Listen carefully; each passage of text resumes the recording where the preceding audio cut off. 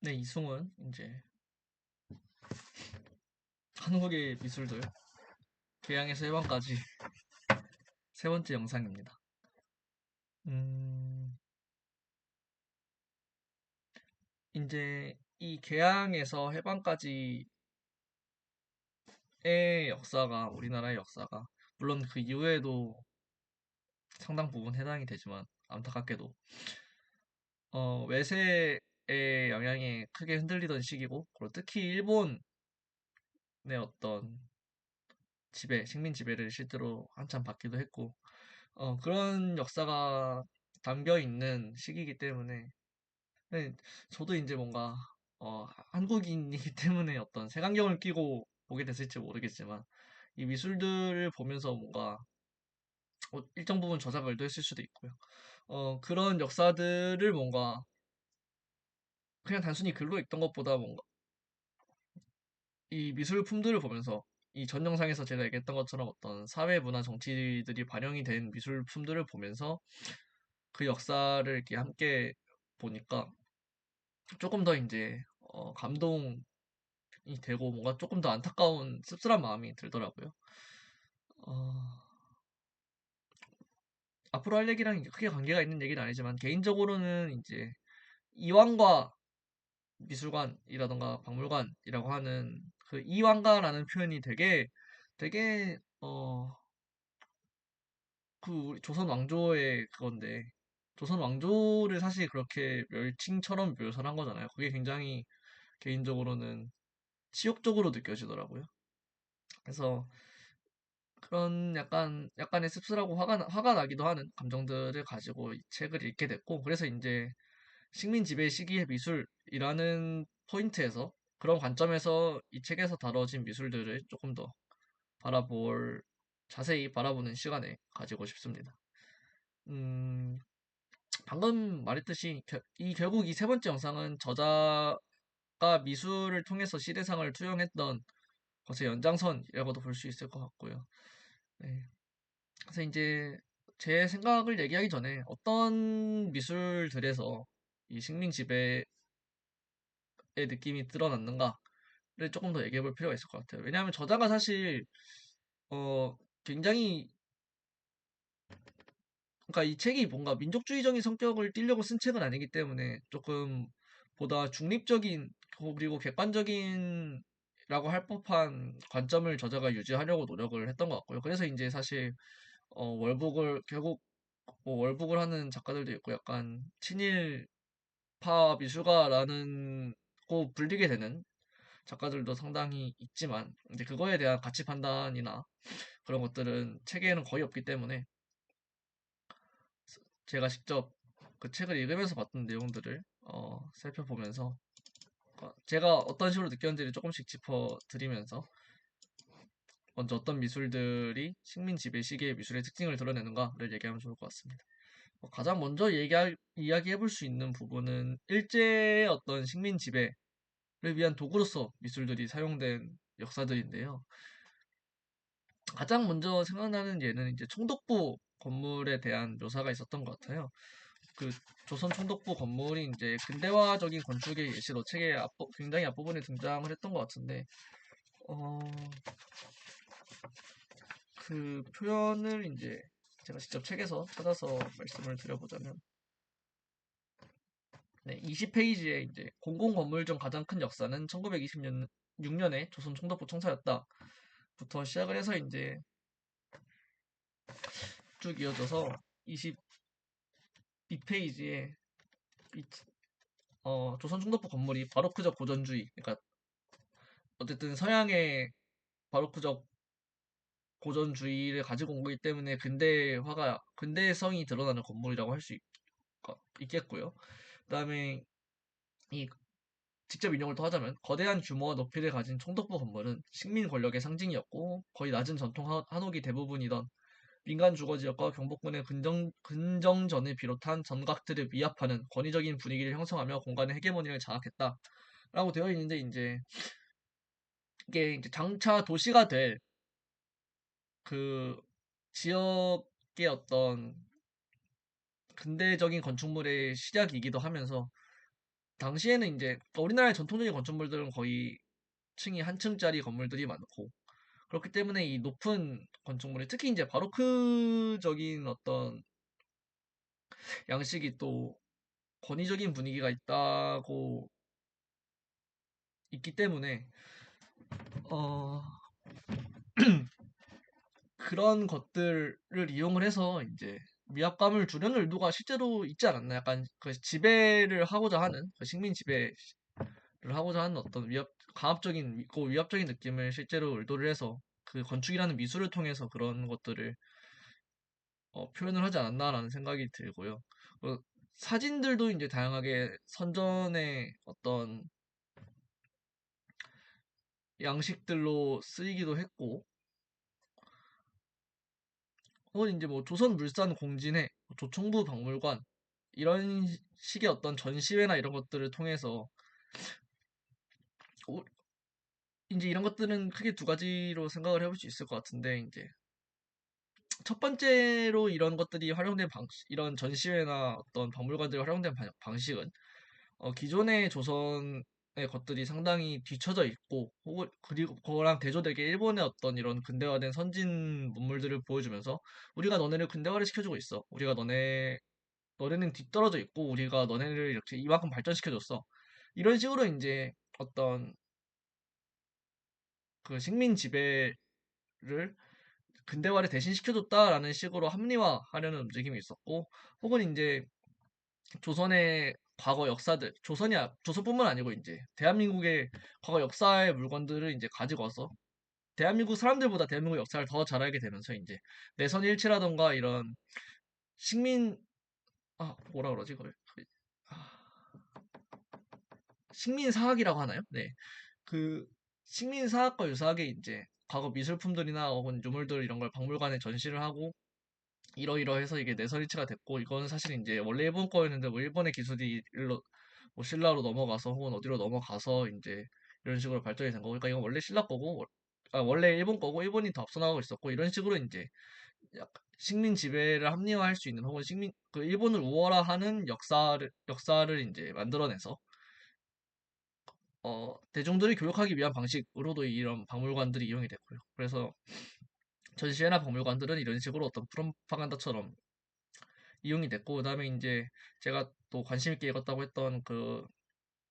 대한민국의 정체성은 어디에서 오던가에 대한 담론에서 전근대적인 향토색이라는 것이 어, 향토색의 담론에서 이제 그 향토색을 찾고자 하는 미술가들의 많은 수가 어린아이나 여성을 그렸고 특히 이제 아무래도 이제 이게 사실 그 책에서도 언급이 되는데 굉장히 애매한 부분이거든요. 그 민족주의적인 방향으로 우리나라 고유의 문화를 강조하기 위해서 우리나라의 한복을 입은 여성, 단아한 한복을 입은 여성을 그리거나 우리나라의 과거의 모습을 그릴 수도 있지만 이게 이제 또 동시에 그 일본과 그 작들을 평가하는 일본 사람들의 입장 혹은 이제 당시 어쨌든 일본의 지배를 받고 있었기 때문에 그 일본 전문가들의 입장에서는 과거 한국의 모습을 그리는 것이 그 오늘날 당대에 이제 조금 더 근대화되고 기술들이 들어온 한국의 모습과 대조가 되면서 너네는 원래 이 정도로 발전이 안 돼 있었는데 우리가 발전시켜줬어라는 아까 말한 그 논리를 합당화시켜주기도 하고 그다음에 어떤 상징적인 이미지로도 그 어쨌든 여성의 이미지가 대자연에 대한 이미지, 마더네이처에 대한 이미지 뭐 이런 것들부터 쭉 이어지듯이 착취를 당하는 대상 혹은 이제 어떤 자해의 대상 혹은 이제 약간 지배를 받는 대상이라는 그런 상징적인 이미지가 있고 이거에 대해서는 사실 저도 전문가가 아니라서 조금 더 공부를 하고 말하면 좋겠지만 그런 이미지가 있고 특히나 이제 구시대적인이란 표현은 지양하겠습니다. 그 전통적인 옷을 입고 있는 식민지의 여성의 이미지라는 것은 이제 책에서 조금 과격하게 표현을 했던 것 같기도 한데 말하자면은 에로틱하게까지도 느껴질 수 있는 그러니까 이제 지배할 대상 이걸 이제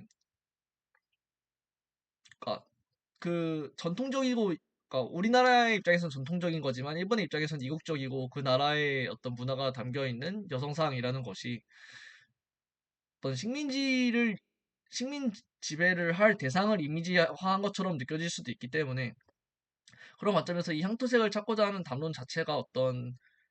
민족주의적인 방향이기도 하지만 그 같은 소재가 같은 주제가 같은 미술들이 다른 한쪽에서는 식민 지배적인 것으로도 느껴질 수 있다는 네, 그런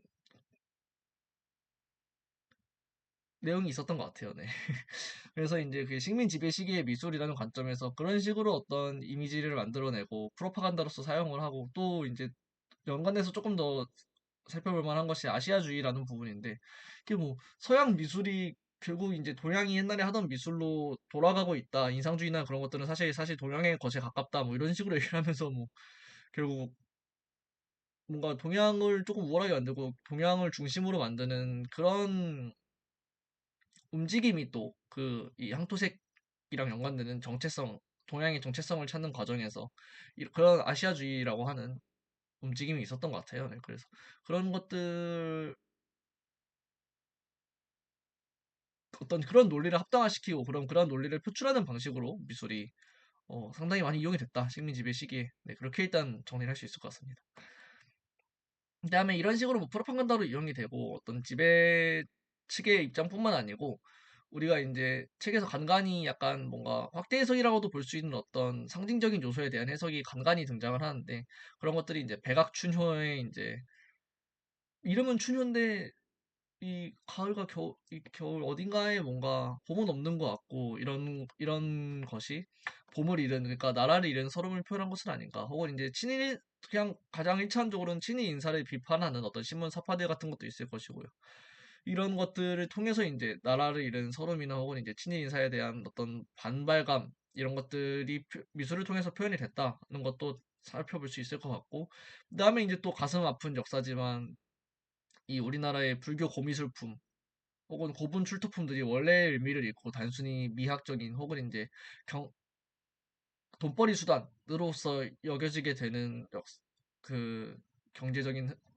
사회적인 흐름 그다음에 그런 미술품들이 합법적이든 그리고 일본의 경우 특히 상당히 많은 측면에서 불법적으로 우리나라에서 빠져나가서 이제 다른 나라의 박물관에 전시되거나 혹은 다른 나라의 수집가들에게 이제 흘러나가거나 이런 것들이 또 뭔가 특별한 특별한 의미도, 물론 의미도 있을 것 같아요. 왜냐하면은 우리나라에서 이제 역사적으로 신성하게 여기고 어떤 종교적인 의미를 가지고 이렇게 잘 관리하던 불교 미술품들이 어떤 수집품 수준으로 격화가 돼서 빠져나갔다는 것에서 뭔가 지배를 받고 있는 어떤 피지배적인 그런 느낌도 상당히 들고요. 개인적으로는. 그다음에 사실 우리나라의 이 훌륭한 미술품이나 우리나라의 역사 물품들 자체가 물품이 외국으로 빠져나가고 다른 나라 사람들에게 팔려 나갔다는 것 자체가 이제 어떤 역사를 보존하고 역사적 가치라는 측면에서 굉장히 가슴 아플 일이 아니었나. 그래서 이 시대의 미술품들을 보면서 이렇게 이 미술품들은 어떤 정치적인 의미를 가지고 있는 미술품이구나. 혹은 이제 이 미술품들의 어떤 식민지의 뭐 특히 이제 전쟁 시기의 미술들도 또 이런 측면이 있는데 전쟁의 어떤 참혹한 분위기를 담은 미술들 혹은 이제 전쟁을 위한 선전을 위한 미술들도 굉장히 이게 물론 또 이 뒤에 얘기를 하겠지만 일본의 강압이든 혹은 자발적이든 미술가들을 통해서 그려졌고 그래서 이제 미술들이 이렇게 프로파간다로서 이용이 되기도 하고 나라 잃은 서름이 나라에서 미술에서 등장을 하기도 하고 혹은 이제 미술품 자체가 수집되고 전시되고 이런 과정에서 어, 이 식민지의 어떤 가슴 아픈 역사들이 또 읽혀지기도 하고요. 그다음에 이제 또 사회주의가 이제 유행을 하던 시기에 프롤레타리아 미술운동 등으로 이제 정치운동으로서 또 미술이 나타나면서 어떤 식민 지배를 혹은 이제 부국 강병이라고 할 만한 것을 스스로 읽어내고자 한 어떤 그런 움직임도 미술을 통해서 또 볼 수 있지 않나라는 생각이 들고요. 물론 프롤레타리아 운동은 조금 결이 다른 것 같긴 하지만 근데 결국 또 여기까지 와서 이제 다시 볼 수밖에 없는 게 예술과 정치는 또 뗄래야 뗄 수 없는 관계를 가지고 있구나. 물론 순수하게 미를 추구하고 이렇게 미술적인 가치를 위해서 그린 미술 작품이라는 것도 있을 수 있겠지만 그런 작품조차도 근대화라는 흐름 속에서 새로운 양식을 시도하거나 동서양의 어떤 조화가 자연스럽게 그림에 드러나거나 혹은 그림의 소재 등에서 당시의 생활상, 당시의 정치 상황이 드러나거나 이제 결국 완전한 추상화라고 하더라도 사실 그 추상화가 등장한 배경들을 보면 서양에서도 그렇고 우리나라에서도 그렇고 결국 당시의 시대상이 거기에 혹은 이제 역사적 그 미술사적인 흐름이 다 얽혀 있는 것이거든요. 그래서 인간의 모든 활동이 결국 정치 사회에서 벗어난다고는 볼 수 없는 것이구나라는 생각을 또 한 번 하게 됐습니다. 그래서 이제 미술을 보면서 뭔가 개인적으로 안타까움을 느꼈던 부분들, 그다음에 이런 것들을 통해서 이런 식으로 문화 정치를 하려고 했구나. 혹은 식민사적인 그런 것들을 하려고 했구나. 전시나 이런 것들을 통해서라도. 그러니까 단순히 미술 작품이 아니고 이제 미술 작품을 전시하고 혹은 이제 박물관에 만들고 하는 과정에서도 이런 식으로 이 식민 지배 시기의 특징이 드러났구나라는 것들을 이 책을 읽으면서 다시 한번 확인을 하는 기회가 됐던 것 같습니다. 그래서 이제 여기까지 해서 세 번째 영상을 마무리하도록 하겠고 마지막 영상에서는 이제 말씀드린 것처럼 한국 미술이 무엇인가라는 토픽으로 또 얘기를 해보도록 하겠습니다. 감사합니다.